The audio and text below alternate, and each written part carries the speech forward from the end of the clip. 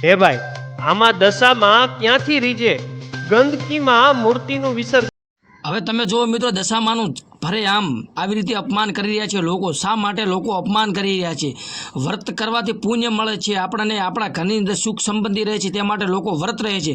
પરંતુ આ વ્રત કરવાથી જેને જેટલું પુણ્ય મળે છે એના કરતાં તો ડબલ તો તેને પાપ મળે છે. તમે જેવી રીતે વિડીયોમાં જોઈ રહ્યા છો તેવી રીતે દશામાની મૂર્તિઓ જ્યાં મન પડે ત્યાં લોકો ફેંકી દેતા હોય છે, તેને વિસર્જન કરી દેતા હોય છે. 10 દિવસ તેના દીવા ધૂપ અગરબત્તી કરીને તેને સાચવતા હોય છે. મૂર્તિને આગળ આરડા કરતા હોય છે, તેને નમન કરતા હોય છે, દીવા ધૂપ બત્તી એને કરીને એની આરતી કરતા હોય છે, થાળ કરતા હોય છે, તેની આગળ અતનવી એવી પ્રસાદી કરતા હોય છે. પરંતુ લોકો છેલ્લા દિવસે શા માટે આવડે મોટી ભૂલ કરી દેતા હોય છે એ ખબર નથી પડતી મારા ભાઈ. 10 દિવસ પુણ્ય થયા બાદ તમને ખબર થશે કે આપણે દશામાનું વિસર્જન કરવાનું હોય છે, પરંતુ વિસર્જનના દિવસે એવી મોટી ભૂલ કરે છે લોકો, જેના કારણે દશામાં એને પુણ્ય કરતા તો તેને પાપ વધારે નડે છે અને દશામાં તેમના ઉપર કોપાયમાન થાય છે. શા માટે કોપાયમાન ચાલશે ચાલો આપણે આગળ વિડીયોની અંદર જાણીએ. નમસ્કાર મિત્રો, વિડીયોમાં તમારા બધાનું હાર્દિક સ્વાગત છે. જ્યાં મિત્રો અત્યારે મને ખરેખર આ વિડીયો બનાવતા એટલું દુઃખ લાગી રહ્યું છે અને એટલું આ વિડીયો જોઈને તમને પણ દુઃખ લાગશે, કારણ કે તમારા દિલની અંદર જો સીનાની અંદર દિલ હશે ને, ખરેખર તમે પણ ધ્રુજી ઉઠશે એવા વિડીયો આજે તમે જોવાના છો. મિત્રો ખરેખર તમે જોઈ શકો છો કેવા લોકો કેટલા નિર્દયી અને કેવા લોકો હોય છે. જે ભક્તો શ્રદ્ધાળુ તો હોય છે, પરંતુ તમે જોઈ શકો છો લોકો એવી રીતે દશામાની મૂર્તિઓને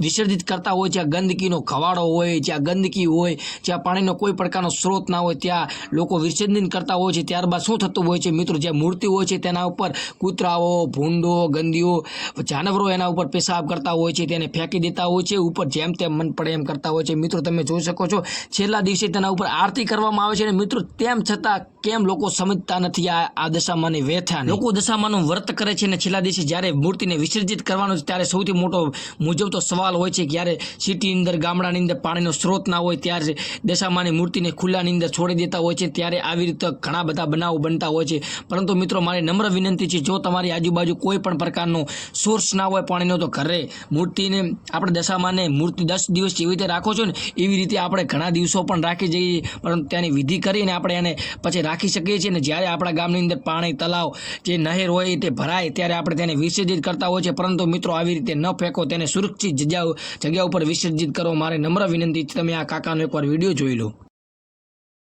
દશામાં સવારનો હું 9 વાગ્યાનો બધી હોટલીઓ અહીંથી લઈ બહાર ઢગલા કરું છું.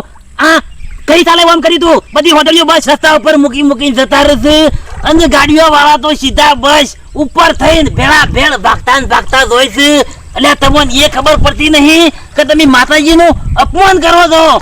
તો મિત્રો તમે કાકાનો વિડીયો જોઈને તમને ખબર પડી ગઈ છે કે કાકા શું કરી રહ્યા છે. બધી મૂર્તિઓ જે હોય છે ગંદકીની અંદરથી ભેળી કરતા હોય છે અને તેને સુરક્ષિત જગ્યા ઉપર એનું વિસર્જિત કરતા હોય છે. મિત્રો કાકા માટે લાઈક બને. અને તમે જોઈ શકો બીજી એક સંસ્થા છે જે ટુકડી છે તે ગારાની અંદર હોય, ગંદકીની અંદર હોય એવી મૂર્તિઓને વિસર્જિત કરેલી પડી હોય છે, ત્યારે તેને ભેગી કરી એકઠી કરી અને સુરક્ષિત જગ્યા ઉપર તેને વિસર્જિત કરતા હોય છે. તમે જોઈ શકો છો કેટલી મૂર્તિઓ ભેગી થઈ છે. મારી મિત્રો નમ્ર વિનંતી છે કે આ વિડીયોને વધુમાં વધુ એવા દશામાના ભક્તો સુધી શેર કરજો, જે દશામાના વ્રત રહેશે એવા લોકો સુધી શેર કરજો, કારણ કે મિત્રો એમને પણ ખબર પડે અને આ પણ આવડી મોટી ભૂલ ના કરે. મિત્રો મારી નમ્ર વિનંતી છે, આ વિડીયો વિશે તમારું શું કહેવું છે કોમેન્ટની જરૂરથી જણાવજો. મારા ભાઈઓ મારી બે હાથ જોડીને વિનંતી છે, જો વિડીયો પસંદ આવે તો લાઈક કરજો અને કોમેન્ટની અંદર જય શ્રી દશામાં લખવાનું ભૂલતા નહીં, ના ભૂલતા. અને મારી હજી પણ બે હાથ જોડીને વિનંતી છે કે તમે પણ આવડી મોટી ભૂલ ના કરતા. 10 દિવસ તમે જેવી રીતે દશામાને સાચવો છો એવી રીતે છેલ્લા દિવસે પણ સાચવજો. દશામાનું વ્રત આપણે કરીએ છીએ, આપણે પુણ્ય મળે, આપણે ઘણી અંદર સુખ સંબંધી રીતે માટે આપણે દશામાનો વ્રત કરતા હોય છે, પરંતુ તમે છેલ્લા દિવસે આવડે મોટી ભૂલ કરો છો,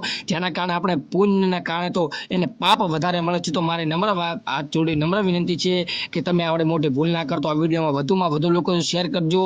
મારી બે હાથ જોડીને વિનંતી છે, વધુમાં વધુ લોકો શેર કરજો. લાઈક નહીં કરો તો ચાલશે, સબસ્ક્રાઈબ નહીં કરો તો ચાલશે, પરંતુ મિત્રો કોમેન્ટને જય દશામાં લખીને વિડીયોમાં વધુમાં વધુ લોકો શેર કરવાનું ભૂલતા નહીં. બાકી બસ હવે આજના વિડીયોમાં આટલું જ. મળીશું નેક્સ્ટ વિડીયો સાથે. ત્યાં સુધી જય ભારત, જય દશામાં સૌનું કલ્યાણ કરે, સૌનો સારો વન રાખે, રખોપા કરે એવી નમ્ર વિનંતી. જય દશામાં. અને હા મિત્રો, આપણો આ વિડીયો દ્વારા કોઈ પણ પ્રકારની લાગણી દુભાય, કોઈ સમાજની લાગણી દુભાય, કોઈ માતાની લાગણી દુભાય કે કોઈ પણ વ્યક્તિની લાગણી દુભાય તેવો આ વિડીયોનો કોઈ પણ પ્રકારનો ઉદ્દેશ્ય નહોતો. આ વિડીયોનો ફક્ત ને ફક્ત ઉદ્દેશ્ય એ હતો કે લોકો સુધી સોશિયલ મેસેજ પહોંચે. જય હિન્દ, જય ભારત.